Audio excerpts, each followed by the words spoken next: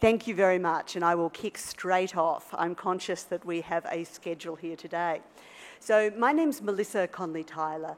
I'm at AsiaLink at the University of Melbourne, Australia's leading centre for Australia-Asia engagement. Our session is going to be looking at strengthening democracy in the Indo-Pacific, and we have 5 absolutely superb speakers to speak on this. So if I can ask you, can you please help me to welcome Sri Ram Madhav, the National Secretary of the BJP,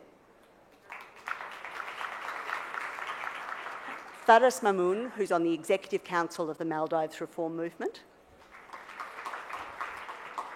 Commodore Melissa Ross, who's the Deputy Chief of the Royal Navy of New Zealand, Peter Verkowitz, who is the Director of the US State Department Planning Unit, and Mona Dave from the National Endowment for Democracy. Now, I want to make this topic real for you in the audience. So, can I get you to think for a moment? If you live in a democracy, what you consider a democracy, can you put up your hand? Okay. Thank you to my panellists. If you think you're in a democracy, yes, we've got our hands up. Okay, I want you to think for a moment about what you value about democracy and living in a democracy. So, I know the answer for me is the freedom to live the life that I choose.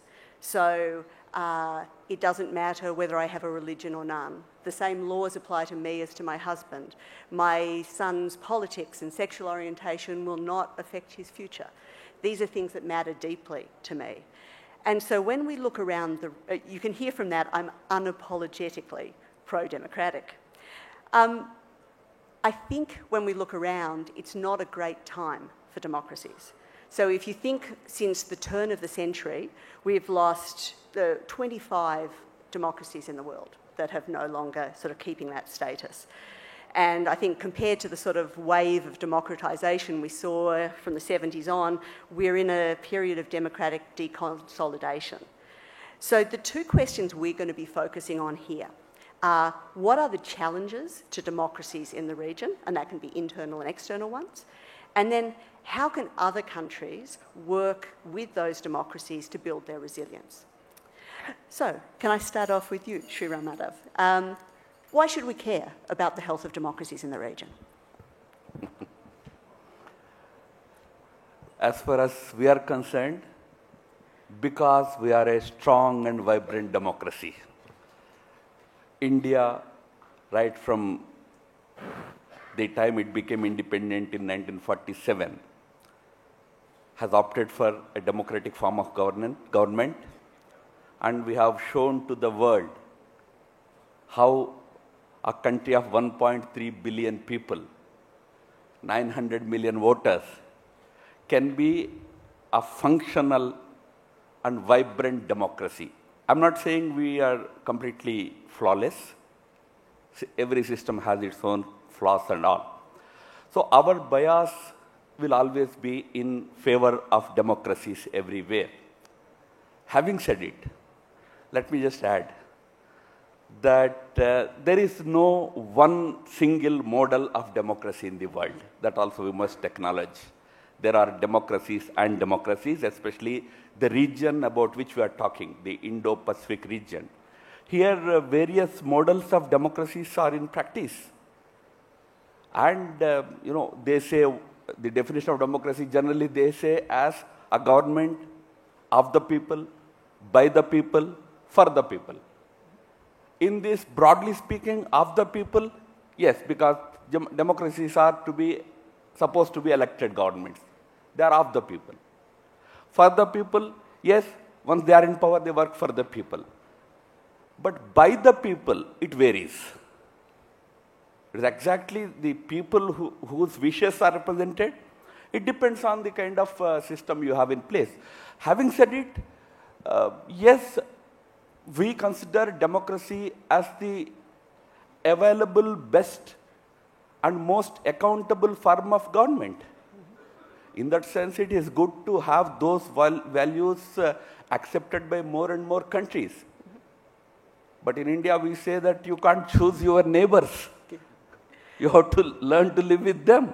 While cherishing the values of democracy, we have to deal with everybody.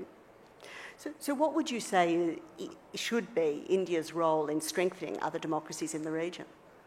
Where the people opted for democracies, if those democracies faced challenges, we always stood by those countries. You have friends like Faris here. People have struggled to hold up democratic values in those countries. India's neighborhood, in all these countries where people wanted to uphold their democratic traditions and values, India has always stood by them and supported them. That will be certainly the role that India will play. But democracy cannot be and should not be used as a political stick or political weapon to use against any particular country.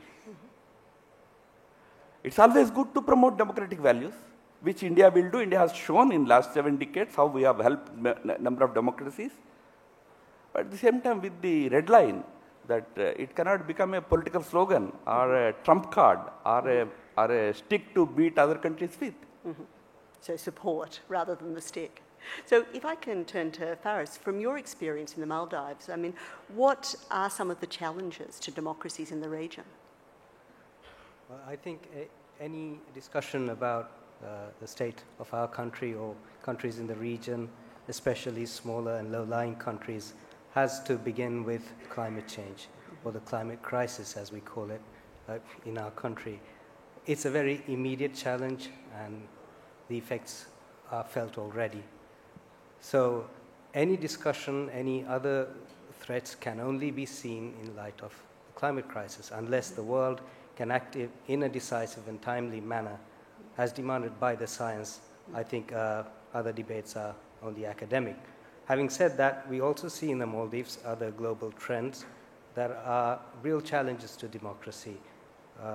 Some concerns of the people are not met freely and as quickly as expected. And this causes some of the reasons being weakening of structures, political institutions, and the loss of faith of the people towards these institutions and the processes. And this is again exacerbated by the uncertainty, the anxiety caused by climate change on one hand, and also a lot of unpredictable events and disruption globally as well as regionally. If we look at our recent past, I think our democracy, our infant democracy, has faced a challenge, but with the help and support of our partners, the regional partners, especially India's role, I think we are in a position now that we are hopeful looking forward. Well, you've talked about a mix of some of the internal and external challenges. I mean, tell me a bit more about what's the impact of geopolitical trends, power shifts in the region on small nations? Internally, we have the same problems as other countries. I think growing inequalities, discrimination, extremism. But if you look at external factors, especially given the smallness of our country and the huge disparity in terms of size and economic influence and strength, we face challenges whereby we are part of regional and geopolitical maneuvering. Yeah. But unfortunately, we are so small that we have very little say in what goes on. So sometimes we see, as we've seen recently, that internal actors such as political parties have to or are seen to choose or to buy in to the grander plan of one country or the other. And that brings in the external conflict internally. Into your own democracy. Yes. So, in effect, a proxy fight is played out in domestic politics, and given our institutions are not that mature and strong enough to withstand the pressures, we see that democracy suffers and the freedom of choice of our people is limited. Well, so we're talking climate change, geopolitical shifts. So Commodore Ross, taking that from the Indian Ocean to the Pacific Island states, do you see some of those same trends? We certainly do. So New Zealand and our Pacific neighbours also are not immune to a lot of the global challenges out there facing all of us. So the cyber attacks and the transnational crime, terrorism, the climate change, resource depletion, and the strategic competition. And I think it's important to look at all of these security challenges as a system, and especially for some of our smaller Pacific nations, and that they don't have a lot of resources to put into all of these security challenges, and therefore they have to make choices. And when climate change is at the top priority of your security challenge, then that may leave less resources on some of the other challenges that you have in your neighbourhood. And of course, if you can't put all the resources you'd like to, then you can open up vulnerabilities in your own area. And that could bring void for some of these other actors to come into your country. And you know, as soon as you have this, you can exacerbate the vulnerabilities and then erode some of your democracy. Understood. And so what is New Zealand doing to support democracies in the South Pacific nations? So multilateralism, the multilateral forums that we have help to strengthen our other Pacific nations. We have a Pacific Island Forum, we have a Southwest Pacific Defence Ministers meeting, we have a Southwest Pacific Heads of Maritime Forces meeting, and this just helps everyone to partner together to face some of these challenges. So you may not be strong in one area, but someone else can come in and help you. Fantastic. Well, Peter, if I can turn to you. I mean, from a US perspective, why does strengthening democracies help the health of the region? First of all, about that.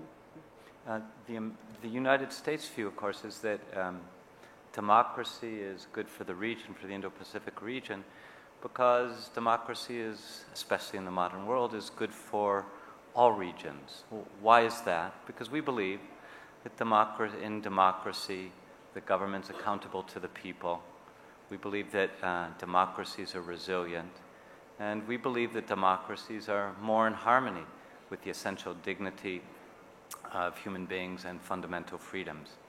So I should hasten to add, when I speak of democracy here, I really mean liberal democracy, a special kind of democracy. I know the term liberal has a bad name in some quarters, but when I use it in this way, liberal democracy, I really only mean something simple and straightforward, a democracy that's committed to the protection of basic rights, that sets limits on majority will. What kinds of limits? Well, the kinds of limits you find in the US Constitution, the kinds of limits that are set forth in the Universal Declaration of Human Rights, and indeed the kinds of limits, for example, you find in the preamble and Article 2 on citizenship of the Indian Constitution. So, concerning the Indo-Pacific, the United States has a deep and enduring connection to the region. This is a region that's home to ancient and magnificent civilizations, home to more than half of the world's population. Its economy is essential to the world economy, and security architecture here undergirds the security architecture of a free and open international order. So the United States is committed to an Indo-Pacific region, the states of which are free, democratic, sovereign. As we say, satellites to none, potentially friends to all. To that end, and for a long time, the United States has been the leading provider of foreign aid to the region and a leader in foreign direct investment in the region. Just in 2018, We created the Development Finance Corporation, which will play a leading role in directing investment dollars throughout the region. And to name one other program or set of programs, the United States for a long time has been bringing young leaders from the region to the United States for education and enrichment. And I should say, not only education and enrichment for them, but education and enrichment for the United States. We love hosting them. Final thought. The United States recognizes its limitations. We have no interest in, and frankly no ability to impose democracy on other countries or to force people to be free. We have limits. But there's some actions that in principle it's always possible for the United States to take. So I want to end with a quick story that illustrated this for me. It involves the democracy activist from Hong Kong, Jimmy Lai. Jimmy recently visited Stanford University in October. He was interviewed in front of a crowd of about this size, and he was asked the question. Before I tell the question, for those of you who don't know, Jimmy Lai was born in the People's Republic of China. At age 13, he stowed away on a boat. He arrived in Hong Kong with no money. He went to work in a garment factory. Within a relatively short period of time, he purchased the factory with a loan. He became a billionaire in Hong Kong. And notwithstanding his huge financial success, he has become one of the leaders of the democracy movement in Hong Kong at risk to his life. So he was asked at the end of an interview, about an hour long, so what can be done? What can the United States do, Jimmy, to support the democracy activists in Hong Kong?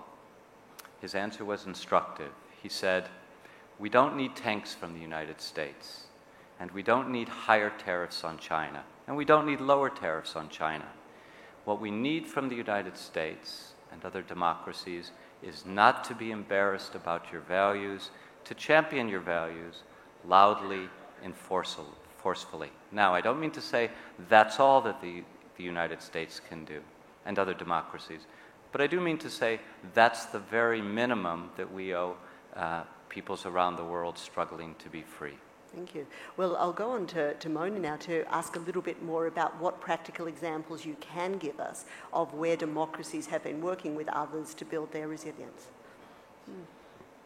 I'm going to focus on Asian democracies in particular, including India.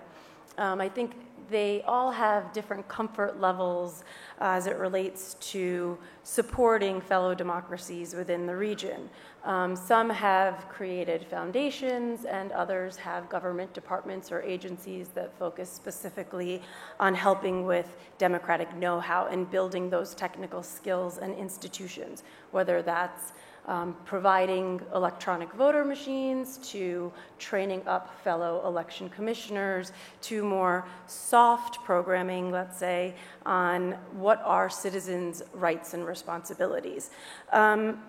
The other major way that democracies here in Asia have been contributing to this effort, and the one that I think is most exciting, is through think tanks, through independent think tanks. And those think tanks have been working not only domestically in their countries, but also regionally to share experiences with one another and to expose themselves to new models and ideas that they can then bring back to their countries and share with their governments.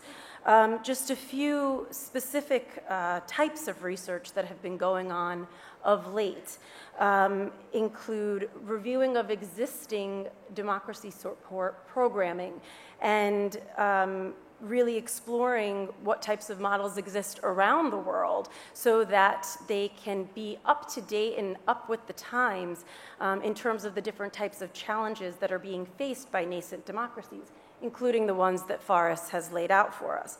Another interesting area is where think tanks are working to build a public dialogue across society and within the region on the importance of balancing interests and values, those democratic values, when they are talking about their foreign policy, and how do you integrate those into your foreign policy. And that's a discussion that I think has to happen not only with the governments that these within the countries that these think tanks exist, but then also with the public itself.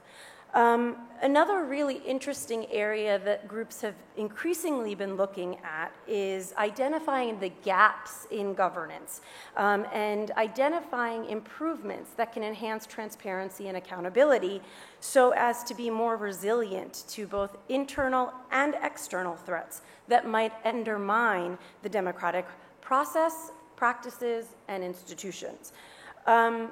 The last area that I think is also really interesting that I wanted to, there are others also, but I'm just highlighting the ones that I think are most interesting and that I'm hearing most about lately, is trends in development cooperation as well. So not necessarily as it relates to helping build democratic structures or democratic systems, but basic development assistance, building roads, bridges, etc., and how democratic nations, when engaged in those types of projects, can actually help in the transfer of technical and management skills to the recipient country that they are conducting these development programs in, and how they are helping to make those enterprises more sustainable. And so while that's not specific to the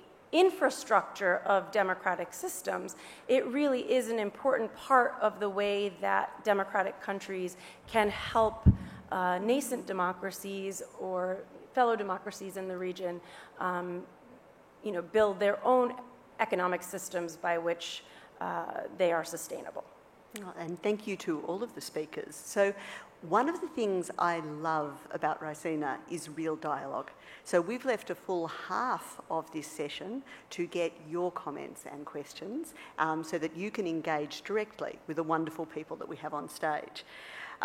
So if you have a question, please say who you are, who you would like to ask your question to, and then a succinct question, one where you can remember the beginning of it when you get to the end. Yeah, we can do that. Now, if you actually have a comment, don't feel the need to disguise it as a question. Just say who you are, and this is the comment or reaction that you had. Okay. Now, in line with Rosina tradition, we'll be starting with our group of fellows over on the raised dais.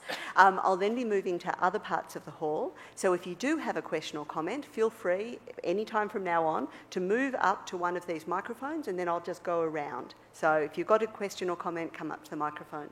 So starting, please, with our fellows. Hopefully they're not off at lunch. No, here we are. Thank you. Thank you. Hello. Probably it's a comment, but anyone can obviously pick it up. And please do identify yourself. I'm Lucas. I'm from Germany. In this region, I live in this region for quite a while. I experienced people, when you ask them, what do you think about democracy? They say, democracy is a mess. Yeah? And I heard that all over the region, and I believe this is one reason why we are heading towards this alpha century. People ask for a strong man. And that is why when you asked that in the panel, what do we need to get to support democracy? Shall it be survive? We need to show enthusiasm.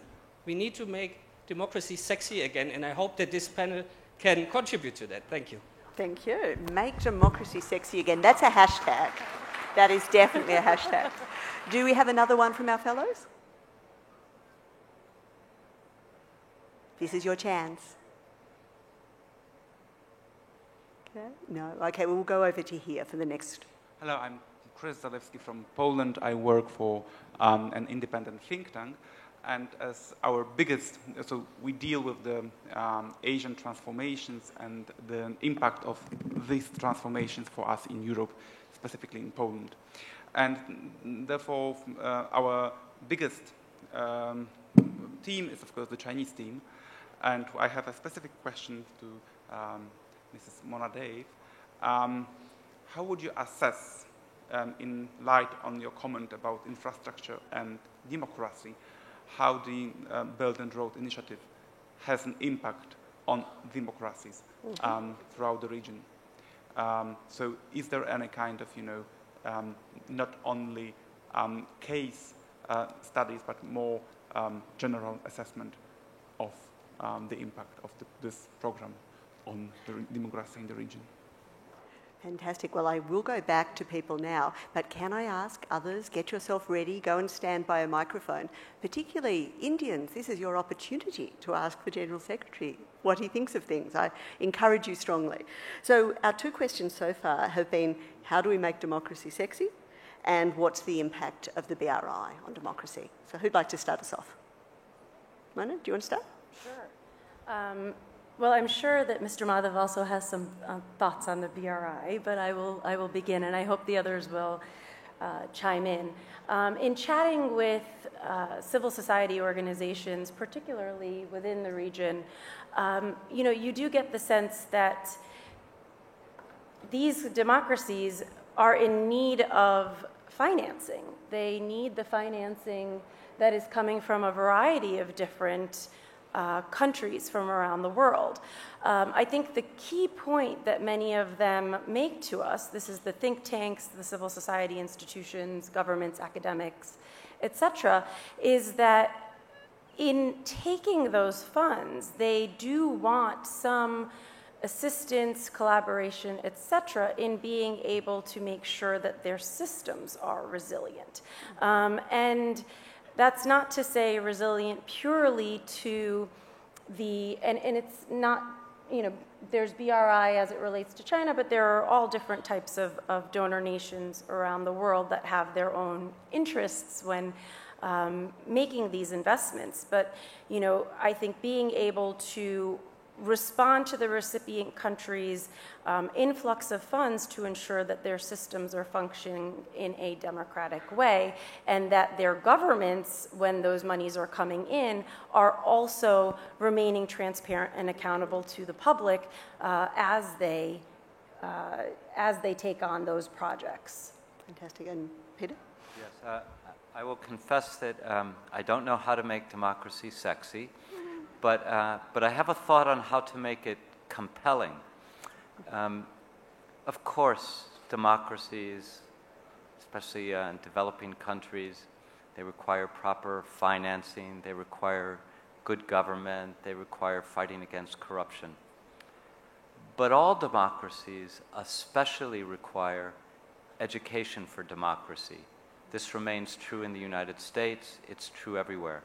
So, I think it's very important for all democracies, wherever on the spectrum, to concentrate on educating their citizens from early on in the benefits of democracy, and by the way, the essential messiness of democracy. I recognize that some democracies are messier than others, but if you're a democracy, you're going to be messy, and citizens should understand why that's partly in the nature of a form of government in which every citizen gets a say. Ramada? Yes. The critical question is how to make democracy successful. As it was pointed out, we qualify democracies. We have suddenly called liberal democracies. We are qualifying it. It shows that we have a variety of democracies. There are liberal ones, whatever definition you give to them, but there are also illiberal ones. The challenge is for a democracy to succeed, it has to truly represent the people. Now, how to achieve it? From the Indian experience, I can say that democracies do not, cannot, will not succeed by the effort of the democratic governments alone. You need a particular ethic in the society, particular value system, particular culture has to be nurtured in that society. Otherwise, you give democracy to a given country, take it from me, Osama bin Laden posthumously can become the president. You need to nurture a value system in that society. And governments, even if elected through democratic processes, will not be interested. They will be interested in illiberal nature of the democracy, where you have all the control, the elected has all the control. So there need to be many more institutions in place for a democracy to succeed. That's where I supplement what Mona is saying. Think tanks is one institution which is needed to strengthen the democratic spirit in the society. But in India's case, we have had democratic institutions for millennia at the society level. They have nurtured that spirit in the society. That is why many countries in the West, when they opted for democracies, they started with limited populations having the right to vote. Whereas our first constitution has given right to vote to, it was an adult franchise. Every Indian, irrespective of education, because there was a reference to education, we need education, democratic education, right. But we have given right to every adult to vote. Yet we produced a successful democracy because we have other institutions that have built that culture in the society, which can sustain democracies, make them succeed, make them flourish, and if there is any challenge, society is willing to take on that challenge and restore democracies. We have had a 2-year phase of illiberal, non-democratic system in our government, in our country. People have restored democracy back because we have nurtured that democratic spirit ethic in the society. I think that is very crucial in the success of any democracy. Understood. Okay, well, we're getting a lot of people who want to ask questions, so I am going to move on to these, and this will give opportunities. So I'm going to start at furthest over here first. Thank you. Thank you. My name is Kamal. I work for an independent think tank. My question is to Mr. Fariz. Not so long ago, there were severe challenges to democracy in your country. I wanted to know what are the kind of efforts that are happening in Maldives to avoid a repeat of that, of what we saw a few years ago. Just a second related question is that, and also what kind of support do you expect from other democracies like India when countries like Maldives or other countries who are similarly placed are in a crisis like the one we saw a few years ago? Thanks. Thank you very much. Next here. Hi, my question is more directed towards Mr. Madhav. He was just talking about sustaining democracies in a country like India, and India was still very recently the largest democracy in the world, and now we are seeing an attack on the very fundamentals of democracy, citizenship. How, I mean, it is quite depressing for me to stand here and listen to you talk about maintaining a democracy. How do you reconcile with this is question one. Question two, we see that there has also not been too much of a conversation about this in the international society. We see that even in this conference, it's been markedly left out. We don't see too many people talking about it. So how is it possible for democracies to be, for democracies to be retained, for democracies to retain its power when we are sweeping issues like citizenship under the rug very conveniently? Thank you. Thank you very much. Next behind, yep.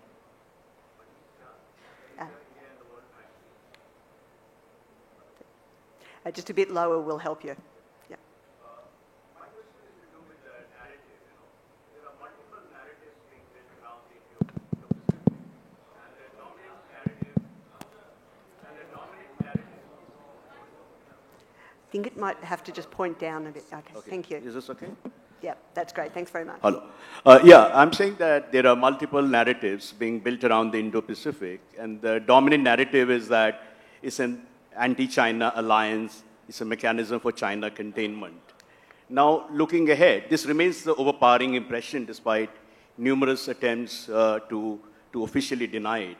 Looking ahead, how do the Indo-Pacific, the leading players in the Indo-Pacific, particularly the quadrilateral countries, plan to address concerns of Quad skeptics or Indo-Pacific skeptics? We heard in this conference Russian Foreign Minister Lavrov expressing Moscow's wariness with the Indo-Pacific. Also, if democracy is the driving force behind the Indo-Pacific, then it automatically excludes a lot of important countries, including many countries in the ASEAN. So to that extent, it also alters the very paradigm of an inclusive Indo-Pacific. Thank you. Thank you very much. I'll take one more and then go to the panel. So the first one here. Thank you. So carrying on from what Dave talked about, I want to talk about the recent disdain that exists from the current government on institutions such as think tanks, universities, intellectuals, etc. So the question is towards Ram Madhav, and the question is that you've talked about several kinds of democracies. My question is, is India moving towards an undemocratic democracy? Okay. So you were expecting the easy questions, weren't you? So would you like to start us off, Ram Madhav? Oh, yes. Oh, yes. You see, as a student, we used to have a new watch called waterproof watch. Those days it was fashionable. Now every watch is waterproof, but those days it was fashionable. Water would not enter those watches. Problem nowadays is many of us have become knowledge proof, information proof. It doesn't enter our brains. We get carried away by WhatsApp messages. We get carried away by propaganda. We don't read anything. And we start commenting about things that we do not fully understand. As far as citizenship in India is concerned, it is guided by a 1955 act called the Citizenship Act. Article 5 of our constitution, downwards till Article 10, talk about citizenship related issues in our country, and those acts are fully non-discriminatory, available to everybody. After fulfilling certain criteria, anybody can secure citizenship. Normally, if an outsider wants to secure citizenship in India, he has to wait for 12 years. But if a PIO, people of Indian origin, seeks citizenship, he will get it in 7 years. If a refugee seeks citizenship, today we made a provision that he can get it in 6 years. These are several additions that have been made. First of all, we don't understand that there is a difference between making an act and making an amendment to an act. Citizenship Amendment Act, about which there is a lot of discussion, is actually an amendment to the existing act by which we have added one additional provision, that's all. But be it that as it is, those who are depressed will become more enlightened soon and understand the importance of it. I wish them well, come out of depression. India has a vibrant, strong, good constitution. We are all wedded to that constitution, and that constitution offers all the great rights to all the people of this country. Nobody is discriminated against on the basis of anything. That is part one. Part two, where is democracy in India actually progressing? The very fact that you are raising and challenging this question, it shows that Indian democracy remains vibrant. It has its own checks and balances. It has its own people. Some are depressed, some are not so depressed. They are all there to stand up and fight for Indian democracy. That is the strength of Indian democracy. When I talked about various types of democracies, Hitler was a product of democracy. Mussolini was a product of democracy. From there to this day, there are illiberal democracies in the world, but they are all democracies. Democracies mature over time, over period. Even to this day, Americans have great allies in the Middle East. Nobody talks whether they are democracies or not, but they are strong allies. I don't want to name any country, but everybody knows. Certain countries need time to develop certain type of political institutions. As far as India is concerned, we have developed in last 7 decades. Have faith in Indian people, their wisdom. They have managed this democracy so well for 7 decades. You don't have to worry that where will it go. It will only progress. It will only further mature. Well, I know Peter wants to come in. I'm surprised you're not keeping your head down, but I'll ask your response from International Society, and then I'll ask Faris if you could respond. I keep my head high, why not? I want to make a general comment, if I may, about nationalism and democracy, which is pertinent, I think, not only to India and this region, but around the world, because, as we've all observed, a nationalist surge has been sweeping across democracies, and this has raised the question, to what extent are nationalism and democracy consistent? And my own view is actually to a significant extent. I certainly agree that one of the essential ingredients to make a democracy work, social cohesion, a common sense among the people of political destiny, shared traditions, sense of where the country should go, common habits, and so on. But the question for all democracies, and especially for countries that have signed on to the Universal Declaration of Human Rights, is whether within those democracies, with undoubted national traditions, which often receive expression through majority decisions, are rights protected. And again, the very article that you appealed to in the Indian Constitution enumerates a number of rights. And I think countries around the world, it turns out, can appeal to their own traditions and find grounds fully consistent with, even affirmed by their own traditions, which support the basic notion of human dignity and the idea that governments have a responsibility to protect fundamental freedoms. Okay. I think you did want to say something, Commodore Ross? And then I'll go to Faris. Yeah. So I think another strength of democracy is also to have as much of your population represented. And so in New Zealand, of course, we've been working with the Pacific Islands and the Women, Peace and Security domain to make sure that they have as much of their population represented in the security area. So we do believe that this work is effectively progressed together and through that collaborative and that multilateral approach. So having as many of your population represented. Thank you. And Faris, I think you were asked about what current efforts and also the international support. Yes, I think the question was about the threats to democracy we went through a few years ago and how we recovered from that and what we have done since then to ensure that there's no repeat of it. If you can recall, our new constitution is just over 10 years old. The separation of powers, checks and balances have only come in recently. And this, whatever happened about 4 or 5 years ago, was a consequence of that because people had no buy-in or were not used to that situation. So unfortunately, people in power were able to coerce a majority of parliament and thereby subjugate the court system as well and the security forces as well. So they were effectively becoming authoritarian.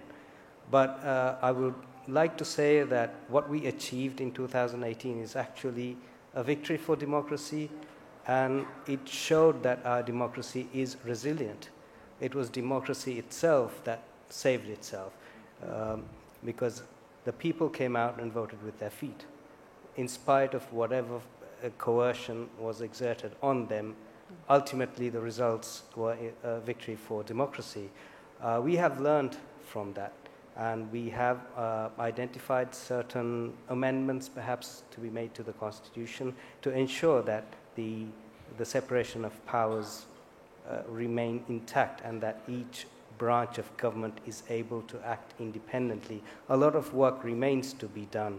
But I think the population is again more aware of the situation now. The new parliament is more aware of what happened in the previous parliament.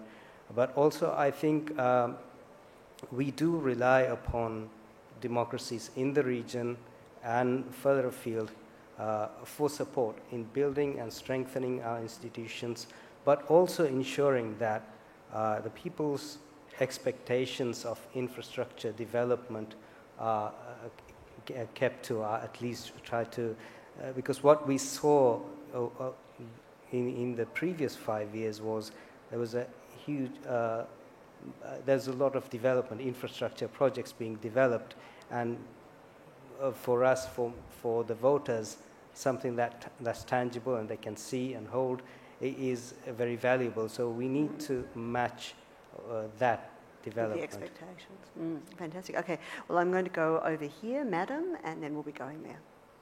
Thank you. Tanya Svisbar, Director of the Australia-India Institute here in Delhi. We've heard a lot about democracies and the terror and misinformation and how vulnerable people are to misinformation now. This has been a a theme throughout the day.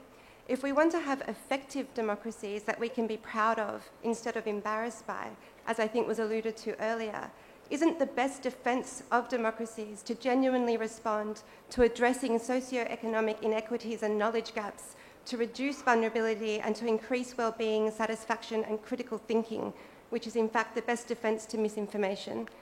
To this end in particular, I understand that India is considering the implementation of a draft national education policy aimed at inclusivity and ethical leadership, and I'd love to hear a bit more about that too. Thank you. Okay, and we're here Hello. behind. Thank you. Good evening, everyone. My name is Prakhar Kumar. My question is to Ram Madhav, sir. Sir, there is a sense of denial on part of the government. There is a perception that whoever or whenever someone criticizes the government, even on economic front or domestic issues, the government tends to call them by names and without looking into the positives of the criticism. So do you think government needs to work and welcome these dissent? Because peace is very important for investment and economic growth as well. So to my friends, hashtag, I would like to add, we need to make dissent sexy again. Dissent sexy, loving it. So we will go forward here and then back there. Thank you. Yeah, myself, Musab, I'm from India. As we are entering into 21st century, do we believe that international consortium of countries should make sure that particular country will not indulge in politicization internally or externally in the name of democracy? Okay, thank you. So my question is to Mr. Ram Madhav, and I have been listening to some of the questions that have been raised as far as the government is concerned about the Citizenship Amendment Act. I'm Raghav Avasthi, I'm a lawyer by the way, and it seems that none of these people have actually read the act, because the act per se does not take away the rights of any category of people who want to apply for Indian citizenship. So I feel that since all of this questioning is such a searing indictment of our higher education system, since university graduates don't seem to have been able to read the act and understand what the act says, don't you feel that the education system deserves to be overhauled? So, because unless we have enlightened citizens, there can not be any democracy. Right. And this will be our last question. This is from one of our fellows. Thanks. Good evening, everybody. I'm Dr. Sanjeev Popli. I'm not an independent think tank, but an independent citizen. And I wouldn't like Ram Madhav Saab to answer this question, but I would address it to the people who have been voicing concern about the Citizen Act.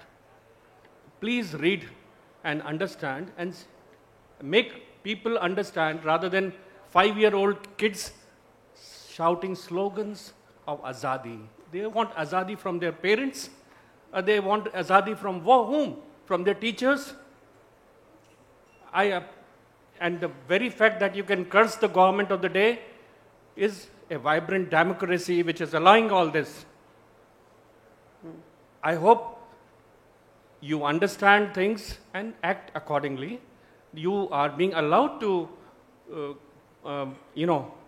speak out your intentions of dissent, and you should not be destroying public property. You destroy your own car, you destroy your own house, but not the national property. If you are a true Democrat. Thank you very much. Thank you. Okay.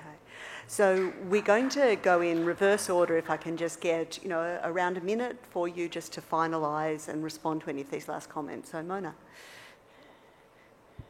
I just want to comment on the woman's point over in the corner about misinformation and how critical thinking and civic education are really an important part of the puzzle. And I do think that in addition to that, media literacy is really an important aspect of that puzzle.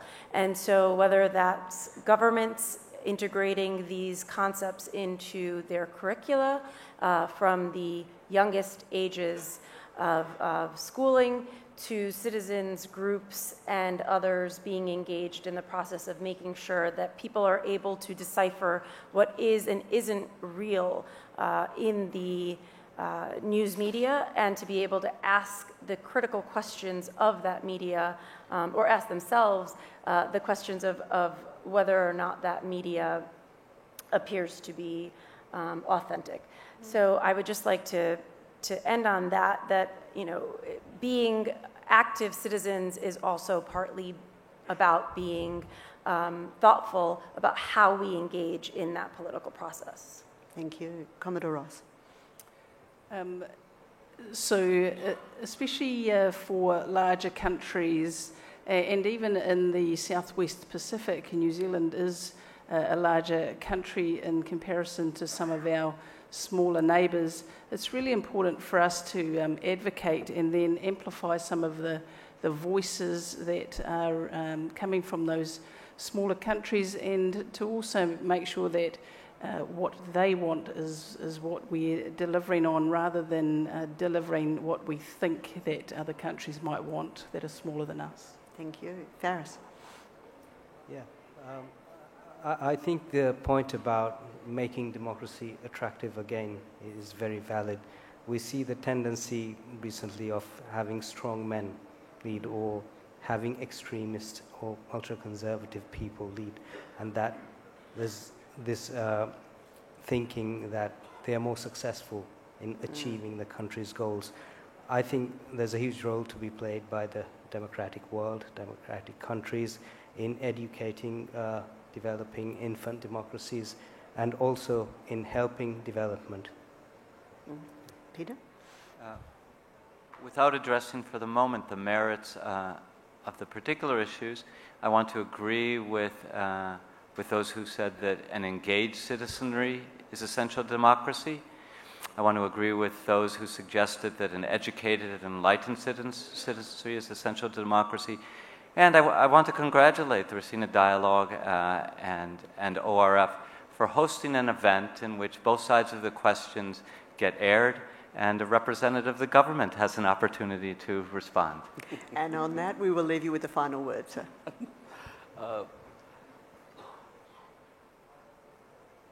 I only have to take one question out of the 3-4 that have been put right now. As far as the criticism of the government is concerned, you have yourself seen here. It is very much integral to democratic functioning. I mean, criticism is very much integral to successful democracies. Democracies, by nature, especially in our part of the world, tend to be very noisy, as somebody described, very messy, but still they have proved to be successful and functional democracies. Criticism is always welcome. Democracies succeed when losers have faith in democracy, remember. When your viewpoint is not validated by the elected government system, that means you lost the mandate, you lost the election, still you cherish the democratic spirit. Still you are ready to wait for 5 years for your turn to come. Until then you raise your voices in democratic ways on the democratic forums. Then democracy will succeed. In that fashion, all criticism has place. But you lose in the democratic process. Then convert streets into democratic forums. Indulge in violence and say that government is not listening. That is not democratic spirit. Whatever has happened in this country in the last few months, about which certain questions have been raised, has happened in a most democratic manner after thorough discussion in the parliament. Lot of criticism the government had endured in the parliament. In the outside, in the media, people have raised a number of issues.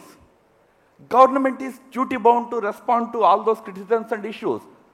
Sans violence, sans attributing motives, getting depressed and claiming that Indian democracy is going to dogs. That you have to keep aside. If you do not like a government, in India, with a drop of the hat, governments have changed. People believe that they are eternal. Nobody is eternal. Nobody is permanent in a democracy. But if you have a viewpoint, use the right forum, use the right manner. That is democracy. In democracy, that kind of a criticism is always allowed. This one government, sir, has endured highest levels of criticism in last 5 years. So please don't tell us that we are insensitive to criticism. Are very sensitive rather, very sensitive, hypersensitive to criticism, and we do something to curb criticism. No, we are open to criticism, but in a democratic manner. And we have seen today great discussion. So if I can get you to put your hands together and thank our panellists.